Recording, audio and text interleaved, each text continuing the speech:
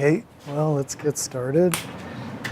So, last class, we're going to review for the final. Your screenplay format script is due tonight. I will accept it late up until the final exam, which is on December 20th. It's here in the room between 1 and 3 p.m.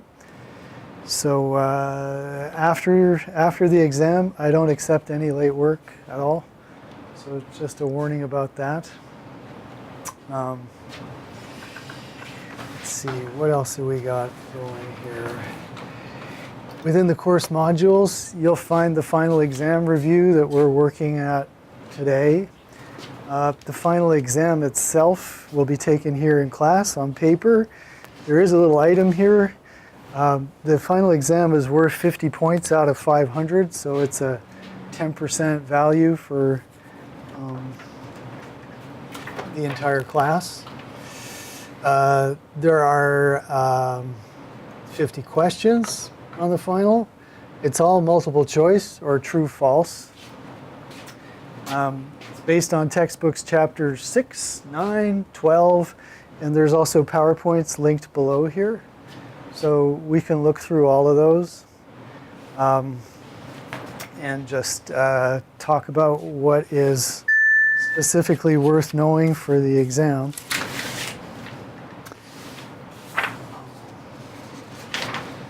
So there we go.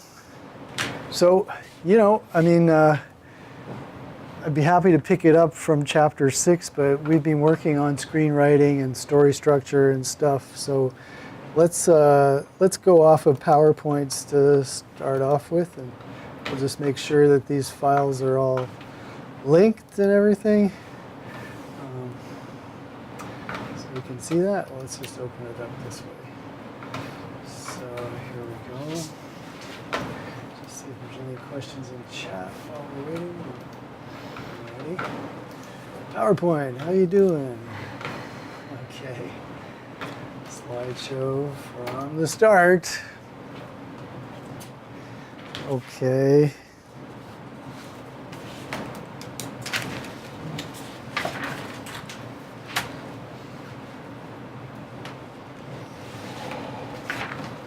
Okay. Let's see. I'm just looking for important stuff here. Yeah, okay. So, first up, there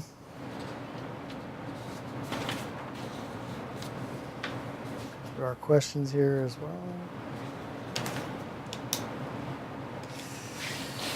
Okay, so we're talking dramatic script writing. Every show must have a premise. The premise typically through the history of television has been designed as, a setting and characters and such that will generate episodes. Television's typically episodic. Even if you get to the web, it is episodic. They're just webisodes. They're short ones. So, for instance, we spent a lot of time this semester just looking at House, just because it worked out that way. But there's a medical show that has a new case to solve every week. So, the concept of the show would really be, brilliant doctor has to solve a case a week, and that's what generates episodes. So a couple of ideas about television storytelling structure.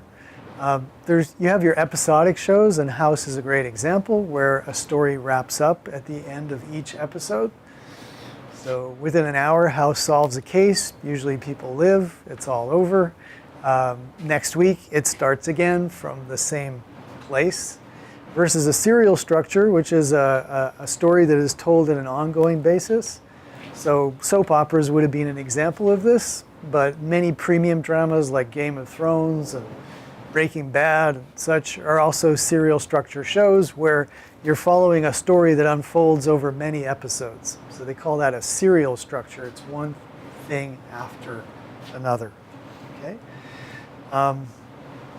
Dramatic structure, our concepts of dramatic structure, especially what we looked at in the class, go back literally 2,000 years.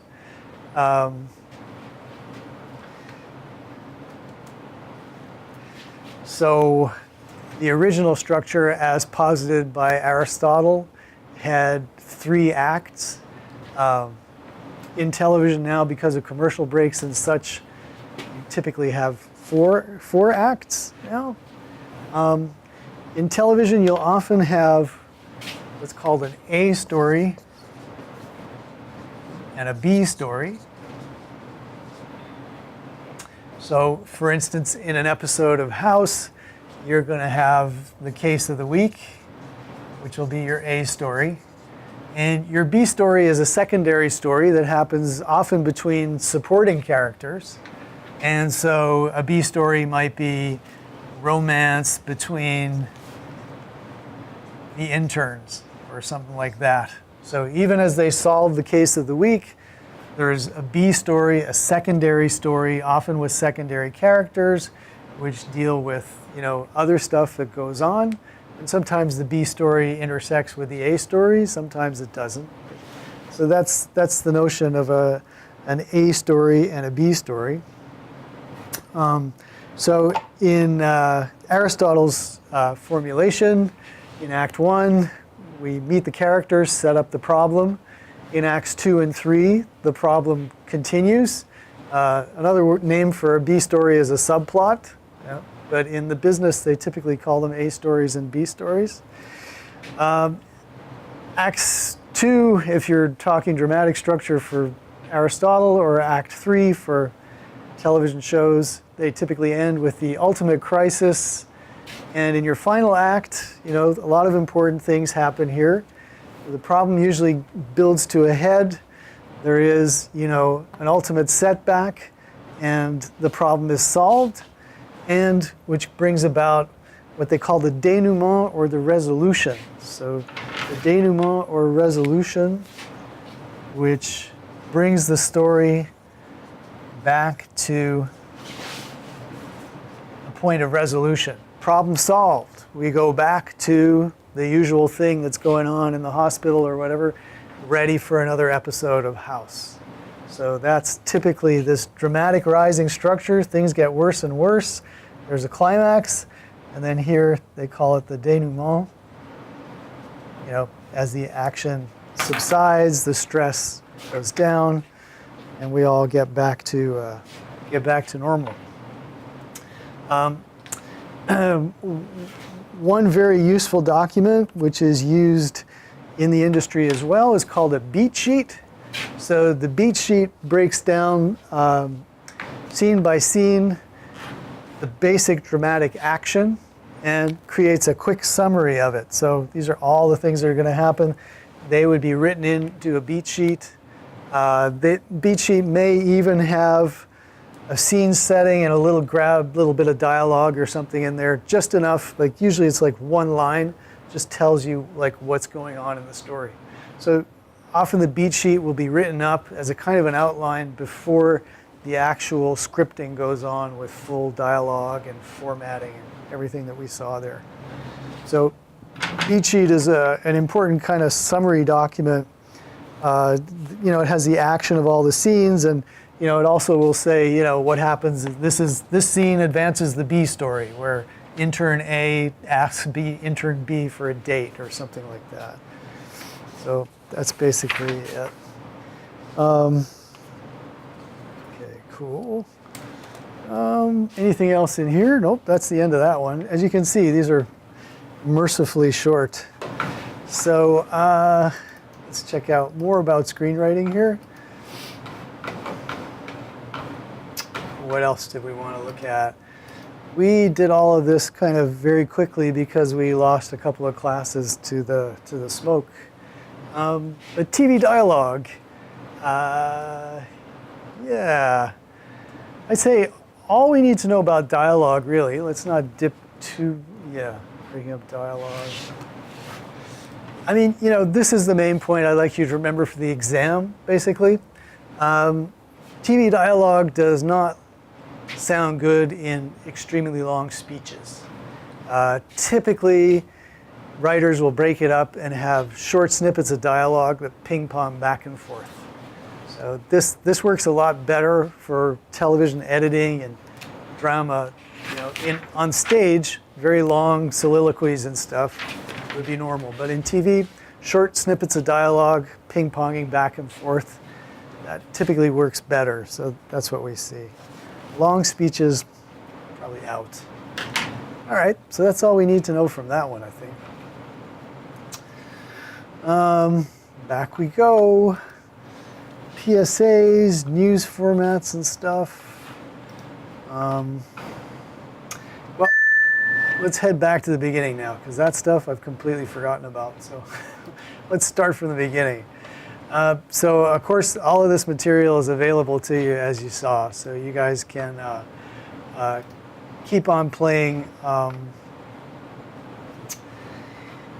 with these resources to get a sense of what the questions are. This one is from chapter 6. This topic is writing for the web. And we looked quite specifically at adapting our TV packages to work on the web as web packages. So we were interested in that. This chapter deals a little bit with that and a lot also in more general terms, blogging and what's appropriate for writing in other forums on the web, not just in the kind of document that we produced. So here we go. Let's just look through these, see how we do. Typically, we do pretty well on these. Let's just full screen it. Jody always likes full screen. There we go. And maybe make it a tiny bit bigger for our viewers. There, yeah. So something is the term used to describe when sites become a giant storage bin of content that was transferred from a standard platform to the web. What do you think that would be called?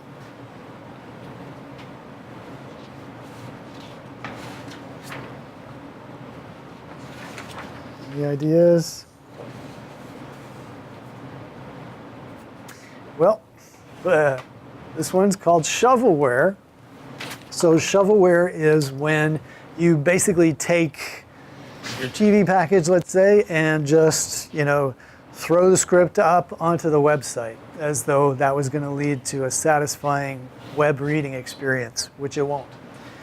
So shoveling is like just taking what you got already and shoveling it onto the web.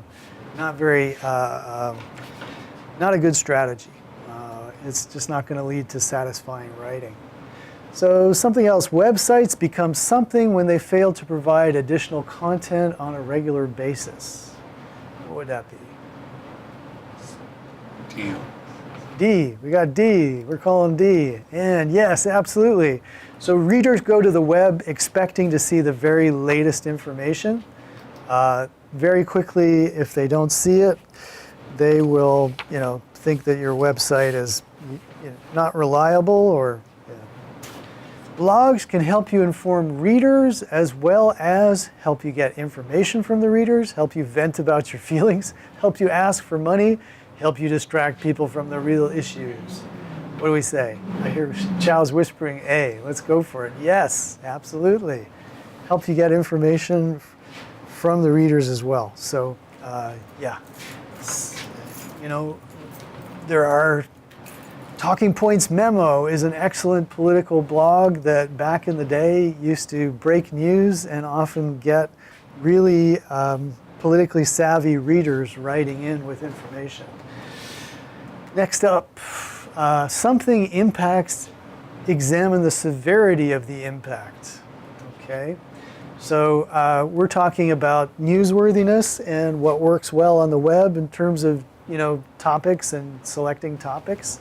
So one of the ways, remember this goes way back to our model, it's called foci, right? And so impact is one of the ways that we talk about why a story is worth publishing. Something impacts, examine the severity of the impact. What should we say? Quantitative, qualitative? Let's go for quantitative. Maybe we'll get it wrong. We did. It's qualitative. So qualitative impacts examine the severity of the impact. All right, we'll move on. When it comes to web writing, keep it long? I don't think so. Keep it real, keep it steady, keep it current. Let's try current. Nice. So when it comes to web writing, keep it current. Got to be up to date. All right, next up. Think about something beyond a simple reaction. Think about your editor, your producer, what you want to add, your publisher, society at large. So consider yourself a blogger. You read something, you want to respond to it, right? What you want to add. Chow's coming up with all the good answers quietly up front. Good thing I got good ears.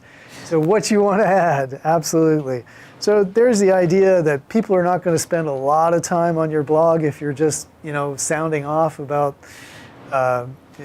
venting. But if you can add information, if you can add something useful, then it's a good thing. Next up, creating a link to a something of a word can make things easier on your readers. A TV station of a word? I doubt it. A definition of a word? Let's try that one. Yes, indeed, a definition of a word. So that's useful. Can make you easier to understand. Blogging is a way to reach an active and interested audience at any point in time with important and engaging information. True. Chow says true. I believe her. Absolutely, right? I mean, if it's not, you're not going to get read. People head to the web for long pieces of information. True or false? We think false. That's what we're saying? Yep, we think false. Okay. Audiences don't typically want to see a whole long thing on the web. And even as we adapted our television packages, we said formatting-wise, break it down into short paragraphs, 2-3 sentences long for exactly the same reason. Even if it's an extended piece of writing, break it into short chunks because that's the way people on the web prefer to read. Social media tools cannot be scaled or adapted to fit the needs of an audience. That sounds false to me. Okay. And as we continue on, it's a great idea to have a blog just for the sake of blogging. I don't think so. We want to inform an audience. We want to provide them with service, not just do something so we can say we're doing it. All right, what's up next? Social networking websites such as Facebook and LinkedIn provide you with an option to meet people with similar interests, showcase your skills and products. True, right? True, absolutely.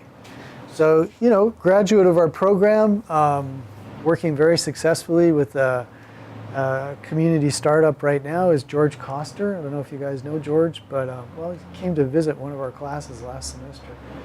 So one of the things that impressed me about George is when he got onto LinkedIn, he started doing a weekly post that goes into your news feed if you're a friend of George, if you're connected to George. And they were always pretty short, like maybe 150 words maybe, but they were sort of big picture ideas that he would throw out there, hoping to get people feeding back to him, writing him, but also it just kept his, face in view all the time. So I was impressed by that strategy. Media professionals have not embraced Twitter on a professional level? Sure, okay. Media professionals are all over Twitter. So, what else have we got? When working on the web, you should announce information to your audience as soon as you can. Well, I'm going to say that's false. Oops, nope, true. Oh my goodness. Okay. Well, all I can say is if you're going to announce the information to your audience as soon as you can, just make sure that you verify it and be sure that it's true. And next up, to better fit the web of information approach, you want to write in big, loose chunks that tell complex stories. What do you guys think about that? False. I think it's false. Shot. Right. So we actually want to write in short contained chunks, each of which has a strong point and advances some kind of useful information, so that we don't have to sift through all kinds of extra stuff.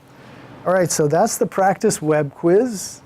I didn't do too well, but now that you've seen all the answers, you can practice and do well on this one, I'm sure.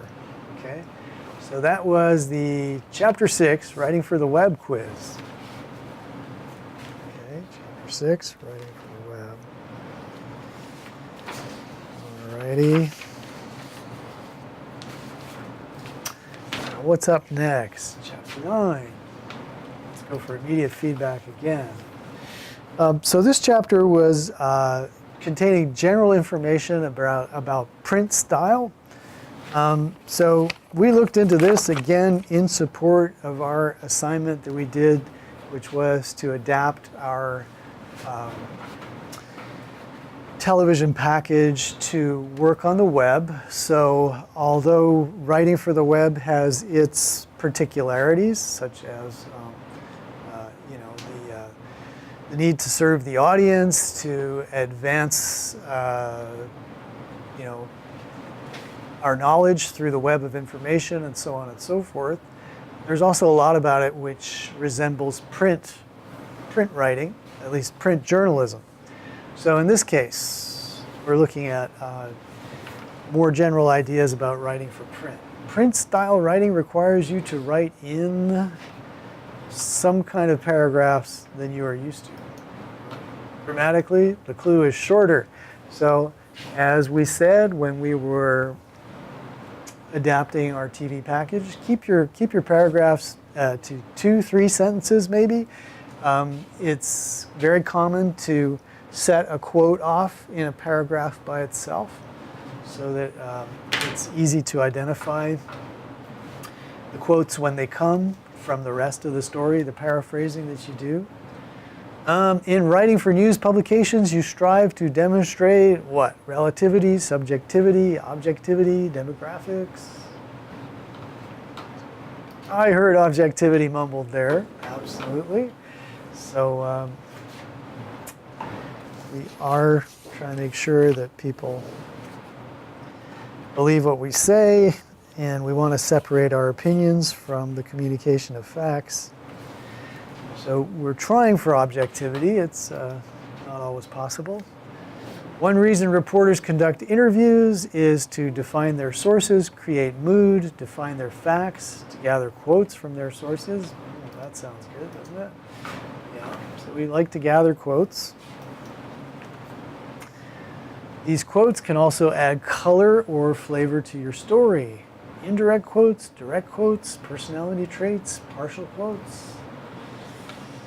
Well, partial quotes could work, but I think direct quotes are those that are going to add the most color or flavor. So what they mean by that is, by using the actual words of the people who you've interviewed, it gives you an opportunity to inject a little bit of their personality, their point of view into a story, which can often be written in a very kind of dry, objective manner.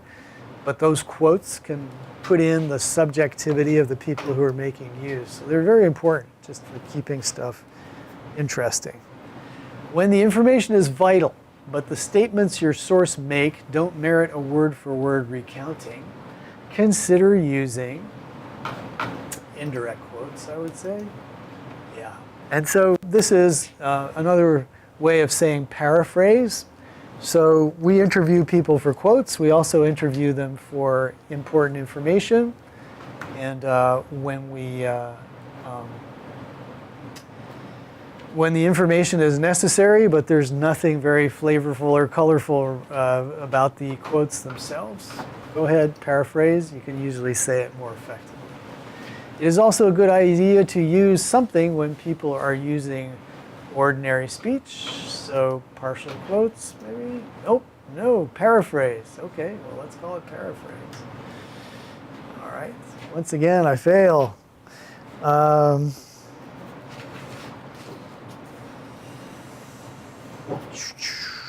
So paraphrase, to help summarize stuff. as we move on. These quotes mix direct and indirect styles of quoting so you can place emphasis on a key element of a statement a source made.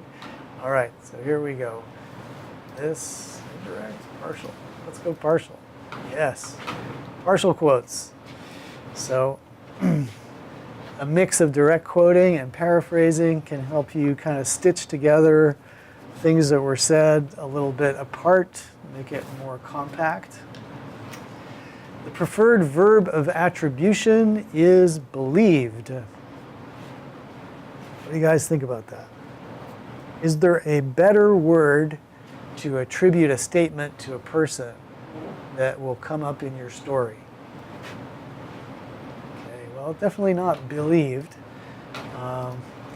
Said. The preferred verb of attribution is said. So as President Trump said, etc. You're going to hear that very often in news stories, and it's absolutely okay to repeat it.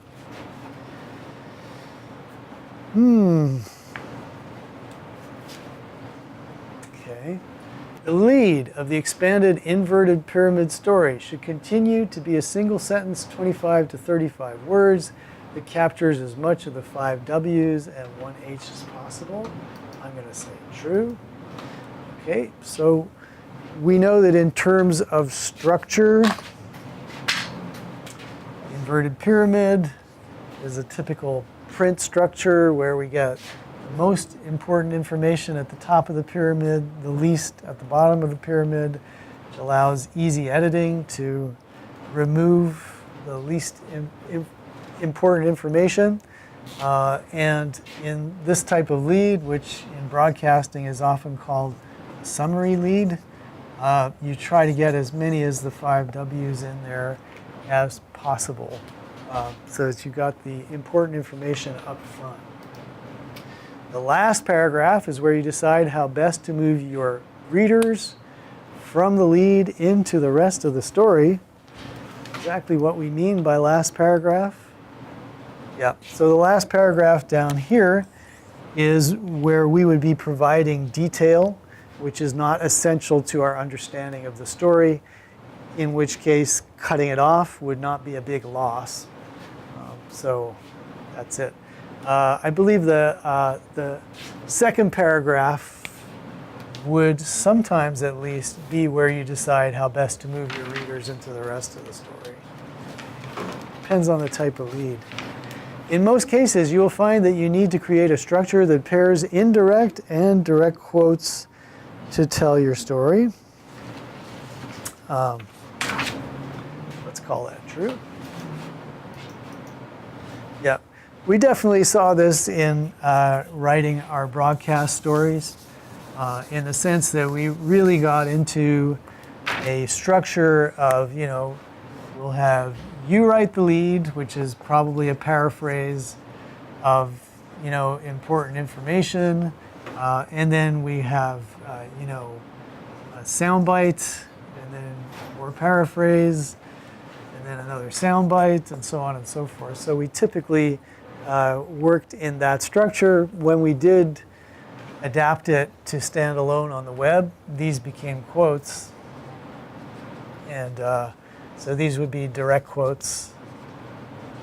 And then we would have indirect, AKA paraphrase, down interspersed. So that is most often how you're writing. And people usually get the hang of that after they print out their entire interview. It's not important for the end of your story to provide closure. Clearly false. A story is a story. A satisfying story comes to an end. So in broadcast, we typically end either by stating the importance of the story or talking about what are the next steps we can expect to see in the story. So when is news likely to be made again on this story is a good way to end your story as well. So both of those will provide a pretty satisfying feeling of closure. Where else are we here? We still need to do...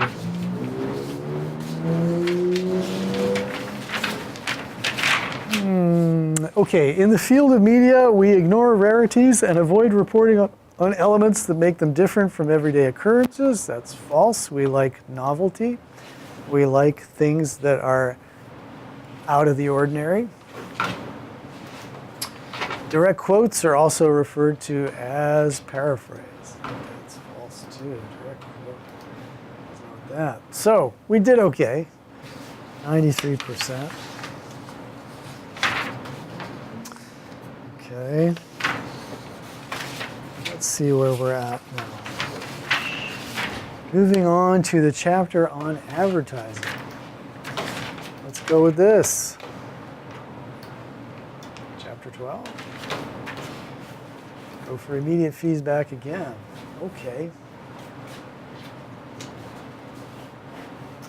All right, the something offers a coherent examination of how best to reach your audience with your pitch, why this approach will work. So, creative brief, right?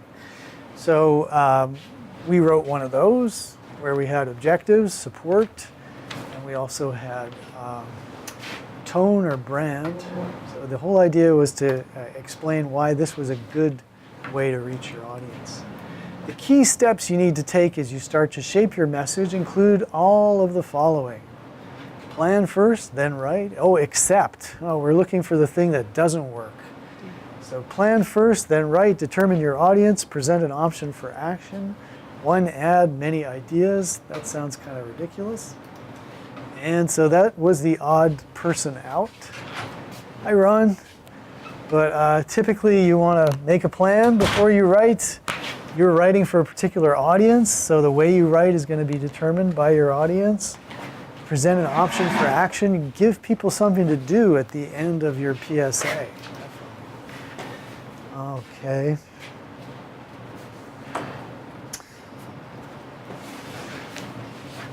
Let's see.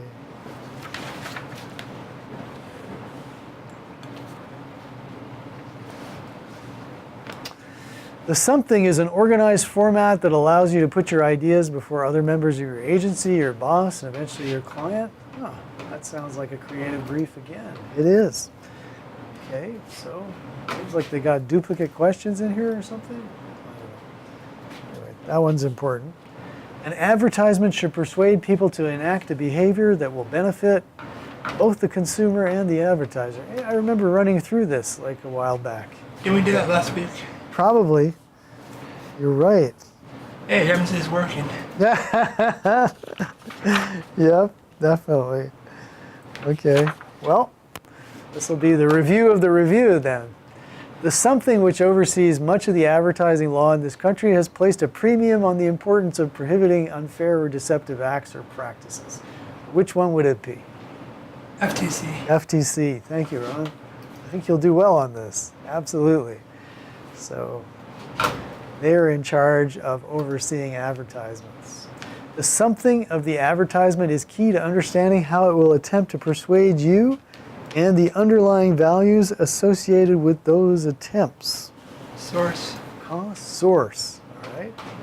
Ron, you've brought a breath of fresh air to this exercise here. Fantastic. Absolutely. So knowing your source is going to make you understand how to sell this. And of course, that involves sometimes doing some research. You may have a client who comes to you that you don't know very well. So you want to get to know them better through discussions and more research on the web to find out, what's their brand, what's their way of coming at things. When it comes to properly structuring your advertising messages, you should rely on exaggeration, puffery, false claims. D, facts and reliable sources. Absolutely, that'll keep you out of trouble. Okay, definitely.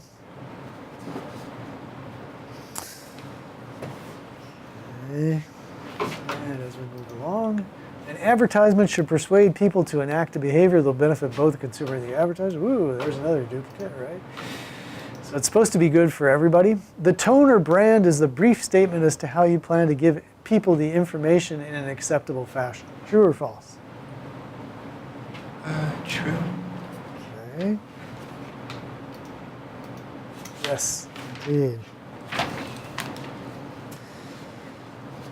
Okay. You can use a lot of the research information you gather to determine the demographic, psychographic, and geographic aspects of your audience. I'm going to say true there. Definitely. Okay, so the more you know about your audience, the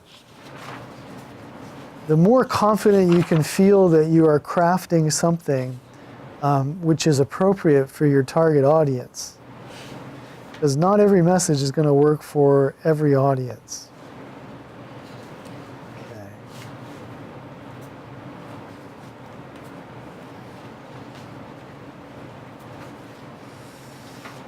Let's see here further on. Okay.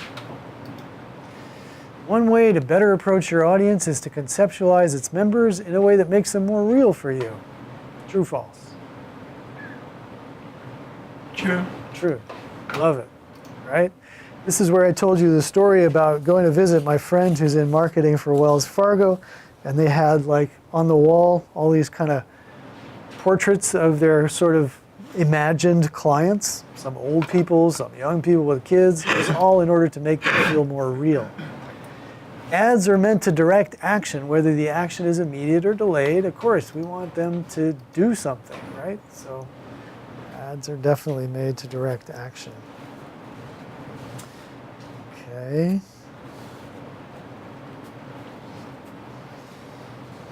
Righto. As we move along, 12, 13. Don't confuse measurements. Make sure you understand the goal of your advertising campaign before you attempt to measure it. True. Yeah, as we said, you know, it's important to figure out how you could measure success and to work with your client on that so that at the end of the day, they can feel like they've had a successful campaign. If you're promising something that can't be measured, then it's more likely you could be regarded as failing, you know. So the more you can pin down what your objective is and what your outcome is, and it can be measured, then you can show to the client, look, you know, you've been counting, you know, you've been looking at your sales figures and they rose 5%. That's what we were hoping for, right? So I did a good job, so hire me again. When measuring outcomes, it's not important to establish a concrete time frame. It's not important, that's false, right? Yep. So we should also think that, hey, don't expect results the day after the campaign starts to run. You know, buy 3 months worth of spots before Christmas and then measure it and see how you're doing. And don't expect it to, you know, last for the next year. The client and you do not need to have a shared understanding of what working means in terms of your desired outcome. Well, that's false. We just said, you know, you want to establish what is going to be useful. All right, score, 100%. Oh, I did well on that one, right? Okay, let's see what we got in our PowerPoint here for PSAs. Hello, can you download this? It's blocked. Oh. What do you think? What's going on? There it is. I don't know why. Okay. Is that like a Canvas thing that I don't know how to use, Kachel? I don't know. It's whatever. I just put the little thing there. You Research. blocked pop-ups. Oh, okay. Now we're kind of jumping all over the place, right? What is useful to know here? Visual metaphor. This is the idea that you can take your concept and present it in a visual way. For instance, you know, in this example here, which is, you know, trying to promote understanding of domestic violence, you know, the visual metaphor for, you know, a kid's life falling apart due to, you know, violence in the home is a shattering of glass effect in the image. That was an interesting one. I don't think we actually managed to look at these ones, right? As to some of the strategies in writing PSAs and commercials. So I think I removed those from the exam because we didn't have a time to look at those. All right, let me just see here.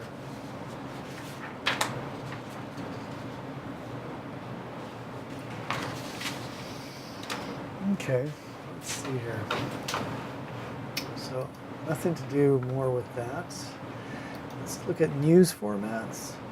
Ah, same thing, right? Okay, let's try that. Woo, I found the right button to push here. Ah, okay, news formats. Woo, this is a lot of information here. Let's see, what are the important news formats to talk about?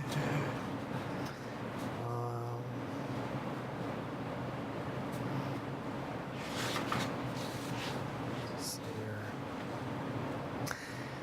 So,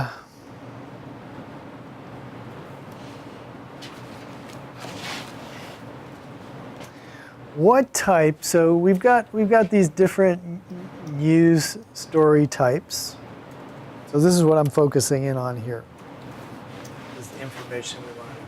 You got your reader, you got your voiceover, right, which is all done by the anchor. So in the reader, the anchor just talks on camera. Maybe a 15-second reader is about all you'll get because they're too boring to watch. No more than 30 for sure. A voiceover is, we'll play a video file and the anchor will talk over it. It's also called a VO, might be 30 seconds. Then we built up to the VOSOT. So this would be the equivalent of a voiceover. We see the anchor start to talk, we cut to B-roll, and we have the anchor talking in voiceover. And then we get to write sound on tape, right? A sound bite. And so that's what SOT stands for, sound on tape, which means that at the end of the VOSOT type, VOSOT type story, we wind up with a picture of somebody talking, an interview clip, a sound bite, in other words. Right? And then the second most common type of story that we'll see in TV news is the package, right? Which is a self-contained report. So it will start with it'll start with the anchor introducing the story. The reporter will have a stand-up, and then, which means the reporter talks on to the camera, presenting the story. At some point, we will cut to B-roll, and we'll have a voiceover of what we're seeing. There will be SOTs. We may come back to another stand-up, or keep going with the VOSOTs, and then eventually we come back to the reporter locking out. In other words, concluding on camera. So that would be typically what a package is, right? They sign off at the end of the story. We had Charlie Brooker doing that for us. Kind of funny. Okay. Let's see here.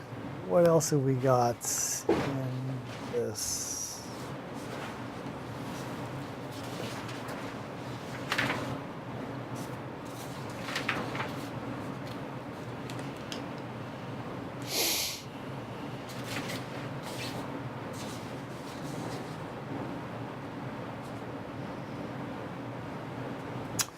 Oh, okay. Let's see, what else have we got? VO. I think that's everything from this resource here. So, let's see.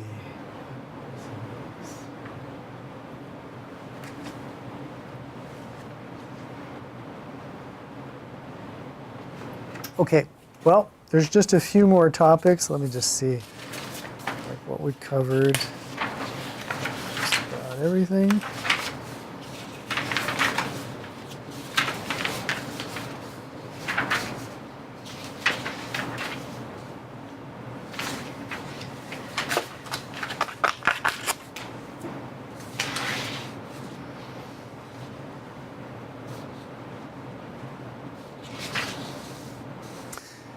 Okay, so there's just a few more things regarding adaptation. 4 more questions that I don't see the resource for. So tonight I will update this list here just with these few other items. So let me just tell them to you now before I write them in there. So let's see.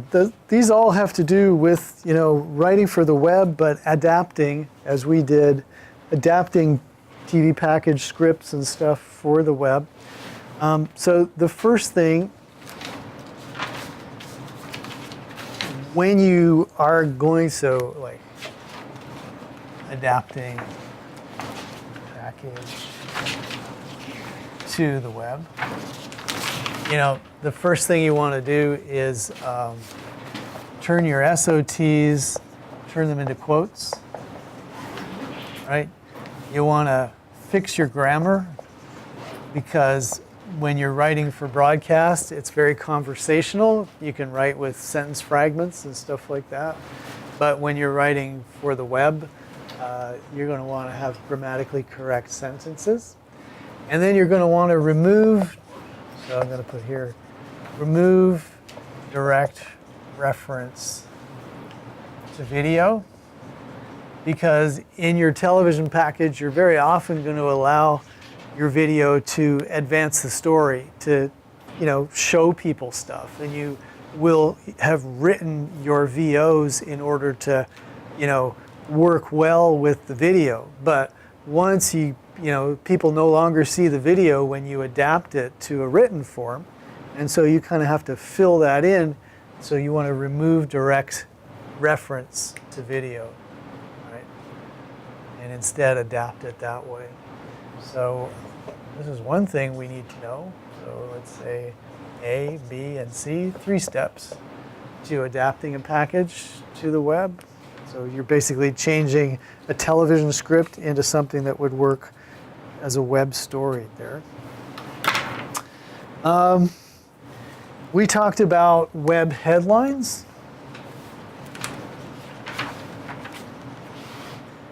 We said make your web headlines short, easy to understand. You should not be making clickbait headlines, because those are frustrating. So your web headlines should be predictable, so that they know exactly what they're going to get. So let's just turn that from short into predictable.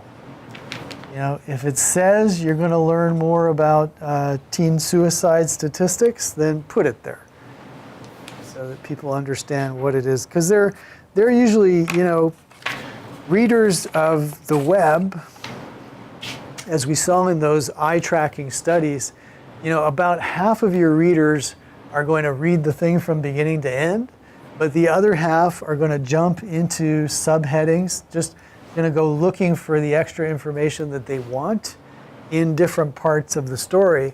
So don't frustrate them by giving them a lot of cute clickbaity subheads. Give them short, predictable subheads so they know where they go to find that information that they've gone looking for. Let's see, our third one would be, we talked about web interactives.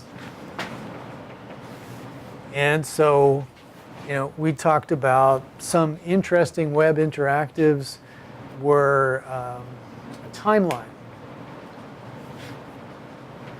So if the story that you are working on unfolds over time and it is, relatively complex, then a timeline could be a really nice way of helping people understand what's going on in stories. You could also have a map.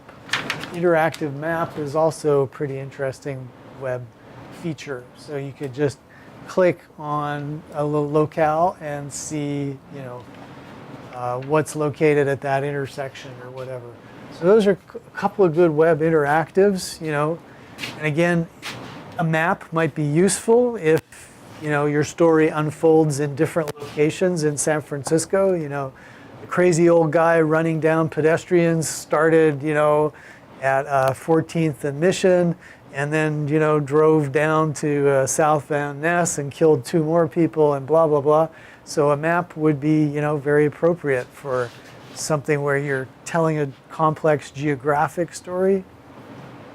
Whereas a timeline is really useful for something that unfolds over a long period of time, like a trial that lasts a long time or something. All right, and finally, the word attribution. I don't know. Yeah, I mean, attribution.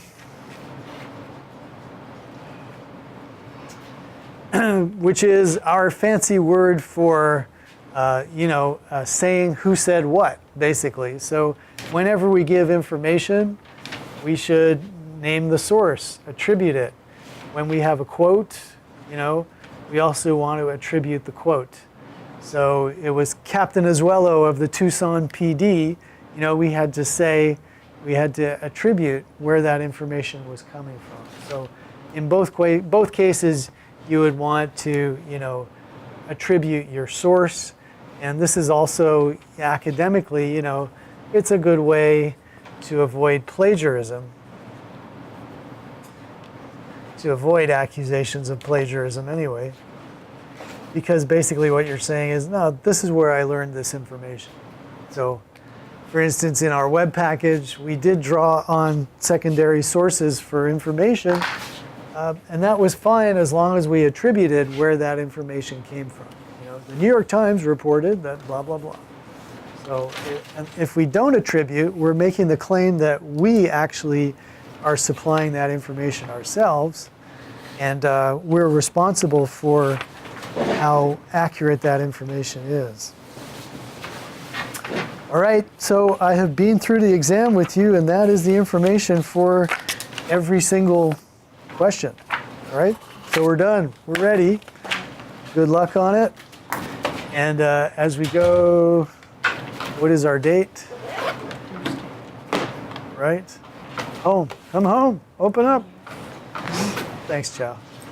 It is next Thursday, not the coming Thursday, the week after, 12/20. December 20th at 1 p.m. Okay? So see you all then. And for the faithful, thank you so much for coming to all these lectures. It really would have been ridiculous if I'd been on my own.